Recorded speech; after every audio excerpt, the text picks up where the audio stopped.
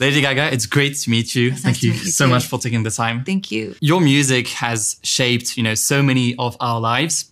And now you're back with a new album, an album that's revisiting your pop roots. You described this album as a creative process, like reassembling a shattered mirror.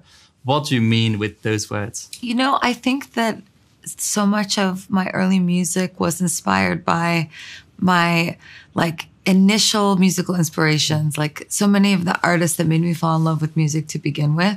And there was a very particular way that I approached songwriting and production.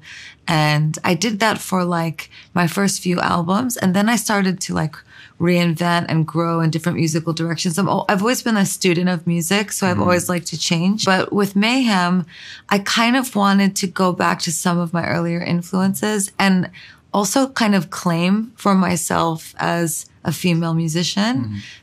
These are my references. This is my point of view. This is my style of pop music.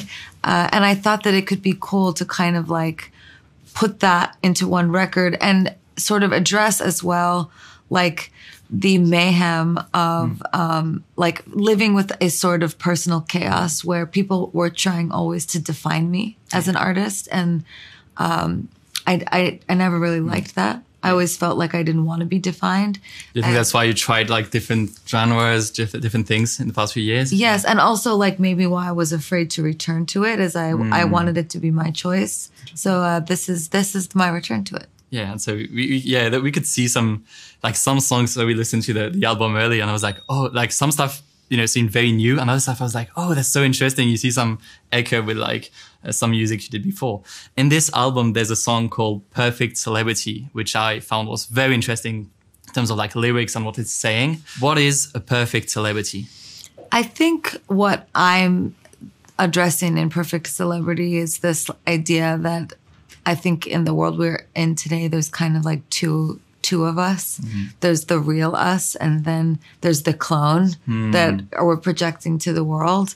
And I think a huge part of entertainment actually has become not only the celebrating of the celebrity, but also I think criticizing celebrities is part of entertainment. So that's really what that song is about. And it's, it's probably the most angry song I've ever written about fame. I'm nervous to put it out, but I think it's beautiful musically, and it was inspired by a lot of artists that really heavily influenced my career. Because it's something where, and I think you've always talked about this, but celebrities are often seen as not human anymore. It's a celebrity, it can be an icon, it can be something, defining a genre or a culture or something, but you're not seen as human anymore. Is that something you sometimes feel? Yeah, I think it's a little bit of both. I think I've kind of settled into this part of my life in a way that I was really rejecting for a long time. But in that song, I say, I'm made of plastic like a human doll.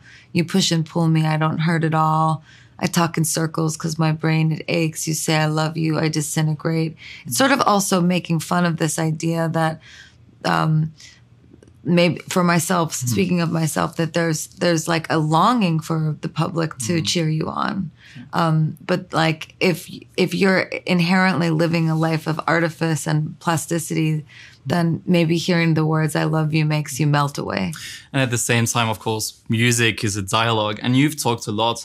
I remember, you did a sort of manifesto about 15 years ago in one of your albums with explaining the way you see music also as a sort of dialogue with your community, and people who follow you and your music, they can sort of use this music as they're the kings of the music to shape it and make it what they want. So I guess you also see it as a dialogue with your community. I definitely do. And I actually think that's why I wanted to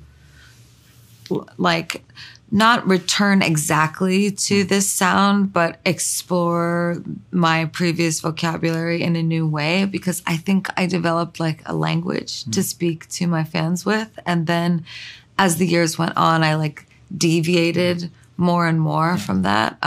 So this was kind of a way for me to hopefully communicate with my fans on a deeper level again. And that's been really special to watch. Like when Abracadabra came out, I remember just feeling like we were speaking in like a secret code to each other. And, you know, that's like, that's magic, you know? Yeah. And also, does that mean like, because it's your 7th album, after like all those albums, do you still feel like pressure or like even maybe anxiety, I don't know, like before releasing a new project or? Yeah, for sure. Yeah, for sure I do. I mean, I want people to enjoy it, but the most important thing is just for me to be able to make the contribution to the music world. Like that means so much to me. And all you can hope is that you'll make something that will become important to someone's life in a way that's genuine, that like maybe they needed it in a certain moment. Like a lot of what Mayhem is about too is that like the world being a chaotic place and having the ability to celebrate and dance during the mayhem. So if it can be something for someone, that is like my honor. Yeah, it felt like this album felt like a sort of a going into a nightclub with you, like during a whole night. It was so interesting to. Thank you. And very fun to hear. And I think if that's like so much when I describe the album song by song, I always say it in one night. Yeah. Interesting. And even for us, a wild night. Yeah. And yeah, you've talked about Abracadabra. There's this lyric with his dance or die. What do you put behind those words? Well, Dance or Die starts out the beginning of the music video, and I think it's almost a little bit of a rhetorical category. You know, there's really only one option when I say that is that you have to dance. Yeah. And, you know, on the record, I sing Death or Love Tonight, and this is the lady in red is like reading you the last few words of your life and saying to you, I'm going to put you to the test tonight. Like, do you have what it takes to keep going? And, you know, this could be the most amazing night of your life and you fall in love, or this could be the end of your life. And I think like there's something about partying that people like walk life on the edge, you know, and like we have too much to drink and we're dancing and partying. It's like we like push things a little too far sometimes. I think the record is also about that too. Like, it's a little bit about control and like how much we lose ourselves to the magic of the night. It's like a gothic dream. Yeah. I call the album like a series of gothic dreams. So interesting. And in this music, we've got so I could feel some influences, you know, with like Geza Philstein. So he produced like a few songs with you, co-produced some of them. What was it like working with this French artist? He's amazing. He's really amazing. He's completely rare and unique. I learned a lot from him. I enjoyed so much like just like talking about music with him and just like and art as well. But, you know, we made some music together that's some of my favorite music I've ever made. And I'm really excited for people to hear Aquila on the record because I think it's very different for both of us, actually. Super interesting. Yeah, you could feel like sort of mix of your style and his style in this song. That was very, very good. Thank you. Looking back at the Fame in 2008, which marked, of course, the beginning of your global success at just 22 years old. How did you cope with such a rapid rise at the time and, you know, beyond the awards and everything at the time? What was, you think, the hardest part of handling Fame at such a young age?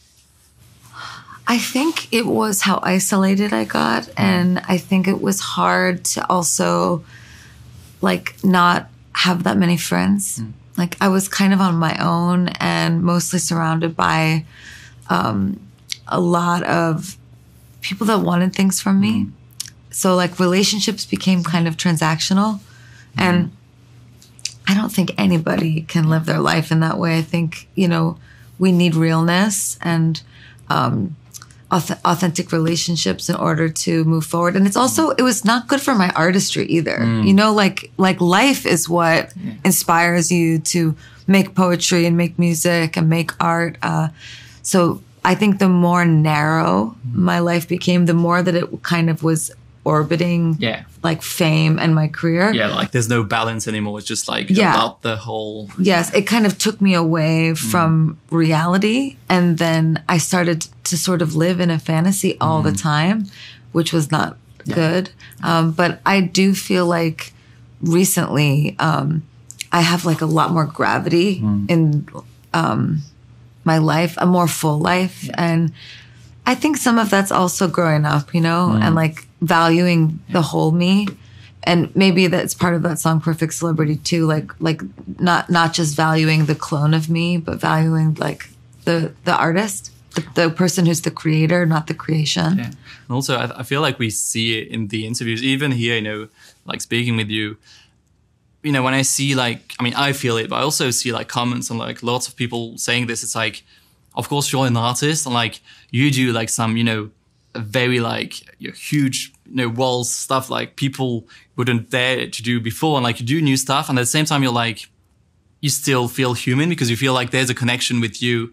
That's not always the case, I feel like, with all artists, all people. And so I guess even for you, there's this balance of like, I have to, stay human and not just be the celebrity and like what people are waiting for in a way. Yeah, I mean, and some of that's my responsibility, you know, like, or most of that is, and it just like took me a long time to realize that I could control more like who I was around and how I was living my life. And, like even just getting to know you today is like really nice, you know, and we get to have a real conversation and instead of it feeling like a performance. I think I've found that like moments like these when you're, talking with someone about the artist community, that like gives so much more to the art than the promotion of it all. But that's not to say I don't love promoting my music, but I've definitely like received criticism for not promoting my stuff enough. But it really is true that like promotion can sometimes also take you away from like the work. Yeah, so it's like a balance. And things have changed since, you know, 2008 and this album. Of course, today, TikTok, Instagram, any social media, like they all play a huge role in the way music is listened to, in the way it's sort of spread also. Do you feel like this has changed in any way the way you view your work and music? I don't think so for me. I really like using all these platforms. Like TikTok for me sort of reminds me of MTV in a way. It's different because it's not like only centered around music the way that MTV was, but like, you know, audio being such a huge part of it. And then also the communities of people that are built that are bonding over like different art forms. That feels really interesting to me. So I've really enjoyed being a part of it to like learn about other people, learn about their lives. Like I also love seeing people have a stage for themselves. Yeah. Like when I was coming up, like I had to like make my own stage in a different way. And it's nice to see people have that like outlet. So I don't think it really changes the way I make music. If anything, it just like gives me another way of expressing it. Yeah. And maybe it gives another way for people listening also to your music to like, you know, dance on it or like analyze what your songs are about. And like it's a whole space of, I guess, discussion for them too. For sure. And it's so cool too. I mean, I've always been watching my fans create after I give them my work. So like if it's a music video or if I put out a song or share a bit of artwork that I've made, like there's been this constant conversation. And I actually find online that it can be a really beautiful way to like interact with your fans, which is why I like run my own social media. Yeah. Because then it's real, you know? Yeah. And also creating and sharing our work, especially with social media today, it also means like trusting ourselves and like ignoring, you know, that little voice that might say, you know, oh, maybe people won't understand what you say, or maybe people, you know, will judge you for this or for that. Like you can have also, you know, this inner voice that comes back. How do you manage to silence that voice? And do you think that that's something that you can learn through time? You know, I think that I feel like it's unrealistic to try to like be perfect. Like, what does that even mean? Like, I'm not perfect. I make mistakes and I'm sure there's things that I do that people won't like or that people want to be critical of, and that's kind of part of it. And I feel like I've been trying to not put so much pressure on myself and just focus on what I think is important, which is the quality of the work, like the hours in the studio, just like putting in the time and really, really being detailed about every single instrument, every single sound, every lyric, every melody, the story behind the song, the order of the record, all of the art behind it, putting together the right team of people. It's like, to me, that's the work that matters, I think, the most, more than kind of trying to control how people think about you. Yeah, how they see this or that music, this or that. Yeah, yeah. Like, ultimately, it's just like I'm offering something, and like they might not like it. That has to be okay. Yeah, you're fine as long as what you did was, as long as I feel good about it. And you're like, that's something I want to share anyway, and I'm sure it'll speak to some people. I want to go back to like 2019 when you won an Oscar, of course, for Shallow in A Star Is Born. In your speech, you said, I'll read it out. It's not about winning. It's about not giving up. If you have a dream, fight for it. There's discipline for passion. And it's not how many times you get rejected or you fall down or you're beaten up. It's about how many times you stand up, are brave, and keep going. Looking back, like all those years, was there ever a moment in your career where you were like, okay, I'm giving up. That's too much? I think there was, for a little while, a time when I just was so depressed and I just didn't have a community anymore and was feeling so isolated that it didn't feel worth it anymore. But I did ultimately really fight through that. And I have to say it was a mixture of, meeting Michael, my fiance, and feeling like I had this like partner in my life that helped me move forward, but also going back on tour with the Chromatica Ball and having this like amazing experience with the fans where I was like pain-free and they were cheering me on. It kind of like rejuvenated me. And I feel really lucky, not everybody that is in this industry can kind of keep going. Because it does like take a toll on your mental health. And so I'm just like really grateful to be here now. What message would you like to share with young people who might feel marginalized? I would just say that I love you. And right now is an important time for community to come together, to have each other's backs and to support each other's lives. And that it's also not just about what we say, when the cameras are on. It's about how we live our lives. And that's what I would say. So the last thing is just basically in 1 minute, I'll ask you some questions. And the idea for you is they're like very easy questions. The idea for you is to answer yes, no, or just pass if you want to pass the question. Okay? Yes. It's like just a 60 seconds. Are you ready? Do you still get stage fright before performing? Yes. If you had to choose between acting and singing, would you pick singing? You can pass. Next. Next. Do you speak French? Badly. A bit. Un petit peu. Un petit peu. Oh, yeah, that was a good friend. Do you add your own songs to your personal playlists? Yes. Have you ever regretted any of your songs? Yes. If Poker Face came out today, would it still be a huge hit? I don't know. That'd be interesting too. Maybe. I don't know. Have you ever forgotten your lyrics during a concert? Not very often. Okay. Do you sometimes wish you weren't famous? I'm not answering yes or no. That's fine. That's fine. No. Just go. I'm just doing whatever I want. Okay. Is Elton John one of your biggest mentors? Yes. Was singing at the Olympics a huge honor for you? Yes. Is Paris the most beautiful city in the world? It's one of the most beautiful cities in the world. There's many. I love lots of cities, but it is without a doubt one of the most beautiful cities in the world. Are you afraid of failure? Of failing? Yeah. I think so. Maybe one too late. Do you keep iconic outfits from your past tours? Yes. Okay. And maybe last question. Do you always tell the truth during interviews? I try. You try to. That's the best. Thank you so much. There you go. Thank you so much for taking the time. Thank you so much. Thank you. That was great.